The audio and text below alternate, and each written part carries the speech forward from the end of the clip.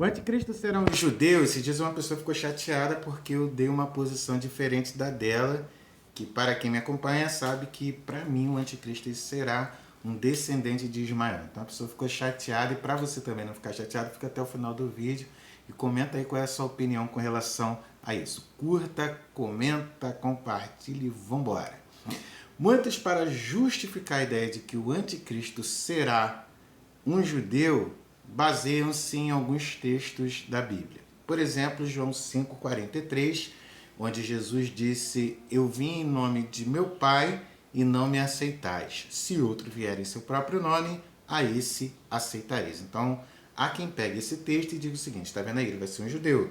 Jesus veio em nome do Pai, não aceitaram, mas outro vai vir em seu próprio nome, eles vão aceitar. Então, está vendo aí? Ele é judeu. Mas se você ler com cuidado, você vai ver que Jesus ele vai na segunda parte: se outro vier em seu próprio nome, a esse aceitareis.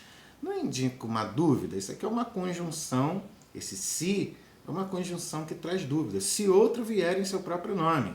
E Jesus não tinha dúvida, gente, com relação ao anticristo.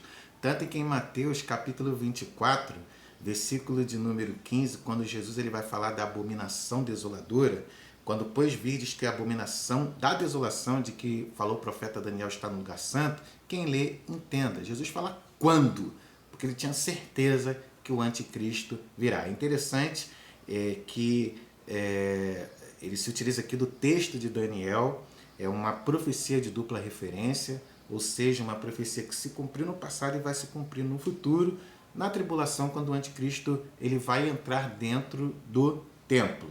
Então Jesus falou quando. Mas, Leandro, então o que Jesus queria falar em João capítulo 5, verso 43? Jesus estava falando da mania que os judeus têm de aceitar outra pessoa. Não aceitar o verdadeiro, mas vão ter mania de aceitar outra pessoa, de levantar outros cristos, outros messias.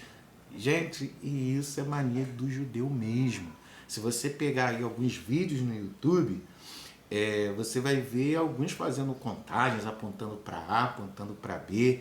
Eu já vi até gente dizendo que um determinado rabino apontou o Jared, o genro do Donald Trump, como o Messias. Então é mania deles, até historicamente, 134, 135 de Cristo, a revolta dos judeus contra Roma, quando Adriano acabou com aquela revolta. Eles levantaram ali um Cristo, um Messias chamado Simão Bar-Koba, e mataram Simão Bar-Koba, acabaram com a revolta, expulsaram a maioria dos judeus dali, mudaram o nome da terra para Palestina, que significa filisteu, só para provocar eles. O que Jesus quis dizer é exatamente isso, a mania que eles têm de ficar levantando Messias, correto? Então não fique emocionado com essas pessoas, não, porque o rabino fulano de tal levantou, é mania que eles têm, correto? Então, lá em outros textos que eles se utilizam, é 2 Tessalonicenses capítulo 2, verso 4, o qual se opõe e se levanta contra tudo que se chama Deus ou se adora, de sorte que se assentará como Deus no templo de Deus, querendo parecer Deus. Então eles dizem assim, tá vendo aí? O anticristo ele vai entrar dentro do templo, então os judeus não admitiriam alguém entrar no templo uma vez que não fosse judeu. Mas aqui não está dizendo que o anticristo ele é judeu, e que os judeus estão aceitando ou não aceitando. Está dizendo que ele vai entrar no templo. Tá? E parece que está indicando que ele está fazendo isso forçadamente. Tá? Querendo parecer ser Deus. Gente, é só você analisar a história. Você vai ver que Deus ele sempre permitiu os gentios como instrumento de correção contra o povo judeu, contra o povo de Israel. E muitos desses gentios, muitas dessas nações tinham figuras que destruíram, né? Como Nabucodonosor, que destruiu o templo, e como Etíoco Epifânio, que entrou dentro do templo e sacrificou uma porca, profanando o templo. Os gentios sempre fizeram isso para com os judeus.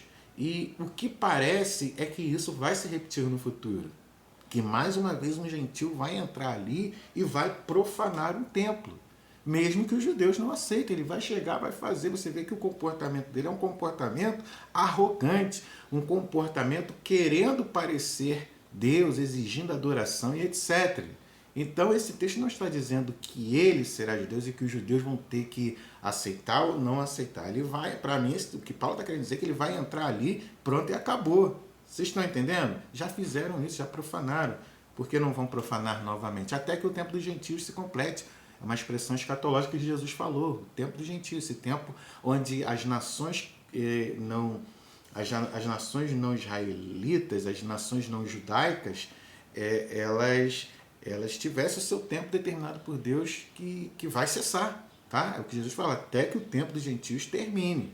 Tá? Até que Cristo ele domine sobre todas as coisas. Essas coisas vão acontecer.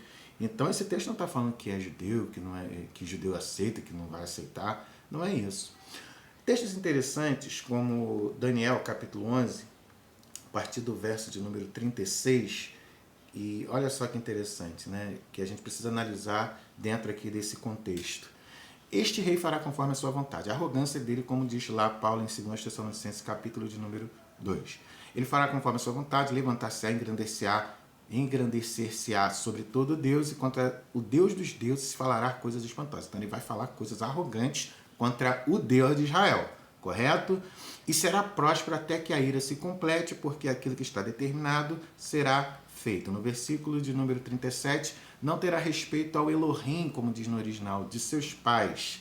Mas quem seriam os pais do anticristo?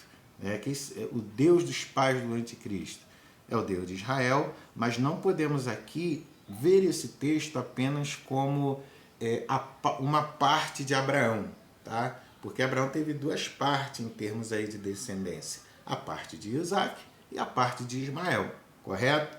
Então alguns pensam, não, porque Deus dos seus pais, está vendo aí, é o Deus de Abraão, Isaac e Jacó. Não, tem a parte de Ismael também, porque eu trabalho com o lado de Ismael, correto? Nem terá respeito ao amor das mulheres, nem a Deus algum. Tem gente que pega esse texto e fala que ele vai ser ateu, não é o que a palavra vai falar, né, nos próximos versículos, porque sobre tudo se engrandecerá e entrará na terra gloriosa, que é Jerusalém. Deixa eu colocar aqui o verso de número 38. Mas em seu lugar honrará um Deus das forças.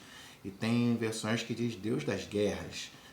E alguns pensam, não, vai ser ateu porque ele não vai honrar um Deus. Ele vai honrar aqui o poderio militar, a arrogância dele vai estar baseada nas suas forças. Não, aqui está falando que ele vai honrar um Deus. Há um Deus a quem seus pais não conheceram, e honrará com ouro e com prata e com pedras preciosas e com coisas agradáveis. Você sabe que tanto Ismael como Isaac honravam o Deus de seu pai, que é o Deus de Israel, o Deus Todo-Poderoso, o Deus hebreu.